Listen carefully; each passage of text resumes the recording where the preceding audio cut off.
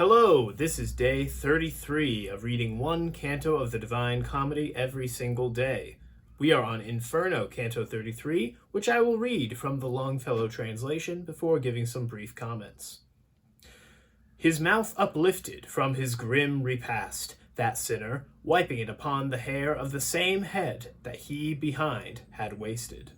Then he began, "Thou wilt that I renew the desperate grief which wrings my heart already to think of only, ere I speak of it. But if my words be seed that may bear fruit of infamy to the traitor whom I gnaw, speaking and weeping shalt thou see together. I know not who thou art, nor by what mode thou hast come down here, but a Florentine thou seemest to me truly, when I hear thee. Thou hast to know I was Count Ugolino, and this one was Ruggieri, the archbishop. Now I will tell thee why I am such a neighbor. That, by effect of his malicious thoughts, trusting in him, I was made prisoner, and after put to death, I need not say. But nevertheless, what thou canst not have heard, that is to say, how cruel was my death, here shalt thou, and shalt know if he has wronged me. A narrow perforation in the mew, which bears, because of me, the title of famine, and in which others still must be locked up, had shown me through its opening many moons already, when I dreamed the evil dream which of the future rent for me the veil. This one appeared to me as lord and master, hunting the wolf and whelps upon the mountain for which the Pisans cannot, Luca, see. With sleuth-hounds, gaunt, eager, and well-trained, Gaulandi with Sismondi and Lanfianchi, he had sent out before him to the front. After brief course seemed unto me forespent the father and the sons, and with sharp tushes it seemed to me I saw their flanks ripped open. When I, before the morrow, was awake, moaning amid their sleep, I heard my sons, who with me were, and asking after bread. Cruel indeed art thou, if yet thou grieve not, thinking of what my heart foreboded me. And weepest thou not? What art thou wont to weep at? They were awake now, and the hour drew nigh at which our food used to be brought to us, and through his dream was each one apprehensive. And I heard locking up the under door of the horrible tower, whereat, without a word, I gazed into the faces of my sons. I wept not, I within so turned to stone.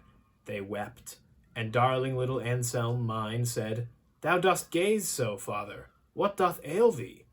Still, not a tear I shed, nor answer made all of that day, nor yet the night thereafter, until another sun rose on the world. As now a little glimmer made its way into the dolorous prison, and I saw upon four faces my very own aspect, both of my hands in agony I bit, and thinking that I did it from desire of eating, on a sudden they uprose, and said they, "Father, much less pain 'twill give us if thou do eat of us. Thyself didst clothe us with this poor flesh, and do thou strip it off." I calmed me then, not to make them more sad. That day we all were silent, and the next. Ah, obdurate earth, wherefore didst thou not open?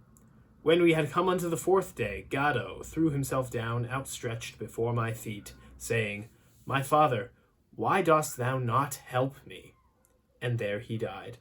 And, as thou seest me, I saw the three fall, one by one, between the fifth day and the sixth, whence I betook me, already blind, to groping over each, and 3 days called them after they were dead.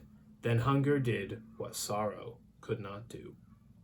When he had said this with his eyes distorted, the wretched skull resumed he with his teeth, which, as a dog's, upon the bone were strong.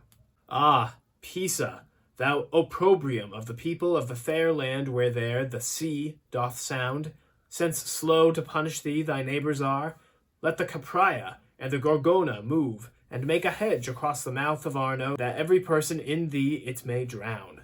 For if Count Ugolino had the fame of having in thy castles thee betrayed, thou shouldst not on such cross have put his sons. Guiltless of any crime, thou modern Thebes, their youth made Uguccione and Brigata, and the other two my song doth name above. We passed still farther onward, where the ice another people ruggedly in swaths, not downward turned, but all of them reversed. Weeping itself there does not let them weep, and grief that finds a barrier in the eyes turns itself inward to increase the anguish. Because the earliest tears a cluster form, and in the manner of a crystal visor fill all the cup beneath the eyebrow full.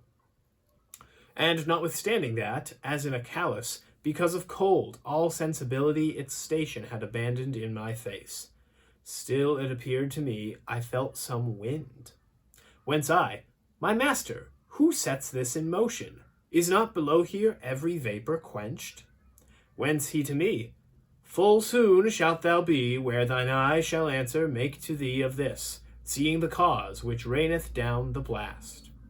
And one of the wretches of the frozen crust cried out to us, O souls so merciless that the last post is given unto you, lift from mine eyes the rigid veils, that I may vent the sorrow which imprains my heart a little, ere the weeping recongeal. Whence I to him, If thou wouldst have me help thee, say who thou wast, and if I free thee not, may I go to the bottom of the ice. Then he replied, I am Friar Alberigo. He am I of the fruit of the bad garden, who here a date am getting for my fig. Oh, said I to him, now art thou, too, dead? And he to me, how may my body fare up in the world no knowledge I possess? Such an advantage has this Ptolemaea, that oftentimes the soul descendeth here, sooner than Atropos in motion sets it. And that thou mayest more willingly remove from off my countenance these glassy tears, know that as soon as any soul betrays, as I have done, his body by a demon is taken from him, who thereafter rules it, until his time has wholly been revolved. Itself down rushes into such a cistern, and still perchance above appears the body of yonder shade, that winters here behind me. This thou shouldst know, if thou hast just come down. It is Sir Branca d'Oria, and many years have passed away since he was thus locked up. I think, said I to him, thou dost deceive me, for Branca d'Oria is not dead as yet, and eats, and drinks, and sleeps, and puts on clothes. In moat above, said he, of Malebranche, there where is boiling the tenacious pitch, as yet had Michel Zanche not arrived, when this one left a devil in his stead in his own body, and one near of kin, who made together with him the betrayal. But hitherward stretch out my hand forthwith, open mine eyes, and open them I did not, and to be rude to him was courtesy. Ah, Genoese, ye men at variance with every virtue, full of every vice, wherefore are ye not scattered from the world? For with the vilest spirit of Romagna I found of you one such, who for his deeds in soul already in Cocytus bathes, and still above in body seems alive.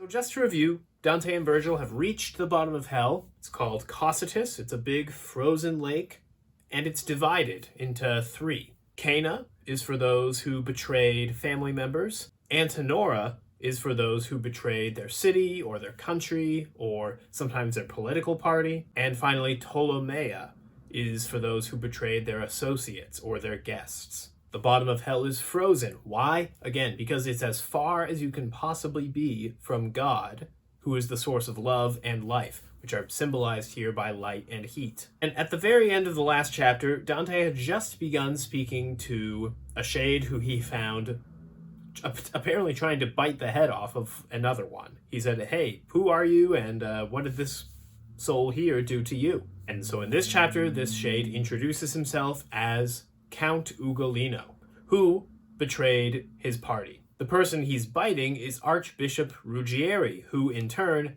betrayed Ugolino. So Mark Musa points out that the two of them must be on the very border of Antenora, for those who betrayed their country, and Ptolemaea, for those who betrayed their guests. Ugolino's on this side, biting Ruggieri's head, and Ruggieri's on the other side. Anyways, Ugolino does tell his story. If you remember, in Dante's Florence, and apparently through a lot of Italy as well, there were two political parties. There were the Guelphs and the Ghibellines. Dante was a Guelph. Ugolino was a Ghibelline, and he was living in the city of Pisa. And apparently he betrayed the Ghibellines to try to raise the Guelphs to power. And, thought that he would seize control of the city for himself. But his associate, Archbishop Ruggieri, had another idea. And he imprisoned Ugolino along with his sons in what is called the Tower of Hunger by Mark Musa. And they were all left there to die. The most chilling part of his story is his account of what happens in the tower. He's up there with his 4 sons imprisoned, left to die of hunger, starvation. His oldest son is only 15, and the entire time, Ugolino does not say a word to any of his sons. Not a word of comfort, not a word of explanation, nothing. He remains completely transfixed. He's staring straight ahead. At what, you might ask? What is he thinking about? What is he talking about? I'll tell you. He's thinking about the exact same thing that he is down here in hell. He's thinking about what he wants to do to the Archbishop once he gets his teeth on him. That's all that he could think about. And although he's in hell for the sin of betraying his country, of course, but I suspect that had he done differently, conducted himself differently during that time up in the tower, he might not have been in hell. Had he chosen to let go of his anger just a little bit and focus on those who purportedly he should love the most, his sons, and give them a word of comfort, talk to them, pray for them, pray with them, to suffer with them instead of force them to suffer alone in one struggle, that of hunger and death, while he suffers alone in his own separate struggle, that of his rage at the Archbishop. As it is, however, his vengeance consumes him, consumes his attention. And as a result, he even begins biting his hands at one point. And unfortunately, after his sons have died of hunger, that is not the last thing that he consumes during his time in this tower. Again, he was so transfixed on the fact that he was wronged by his associate that he could not see he did not care what was going on right in front of him to his family. He did not care what he was doing to his family. He doesn't really lament what happened to his sons or notice that it was unfair, that they were pulled into his conflict, that they were punished for his crimes. No, Dante is the one that says that after Ugolino's story is over. Dante is the one that says, "Oh, Pisa, why did you do that?" Dante is the one that says it. Dante is the one that has pity on the sons, not their father. Perhaps if he did, again, he wouldn't be here in hell. Dante finds another soul in here who's interesting, to say the least. Dante has another interesting interaction here in this canto, which is with Friar Alberigo, who, according to his own report, his body is still alive, walking around up there in the world, possessed by a demon, while he himself goes down into hell. Mark Musa claims that this is according to Catholic Church doctrine. I'm skeptical myself. Demonic possession, yes, totally a thing. Demonic possession with the person whose body it is actually completely vacating the premises and going straight to hell while the demon lives in the body for the rest of their life. I don't think that that's part of church doctrine. But anyways, the friar tells his story under the condition that Dante pull the frozen ice away from his eyes so that he can see. And Dante says, "If I don't do it, may I go beneath the ice." It's very clever because, as you may have surmised, and as Dante has figured out himself, he is going to go beneath the ice anyway. Oh yes, I challenged you a few cantos ago to wonder how this was going to end, how he was going to get out. And yeah, he's going to go beneath the ice. Dante has figured this out too, and so he's able to make this empty promise to this shade here. Once again, under normal circumstances, it is not okay to lie and deceive. That is punished here in hell.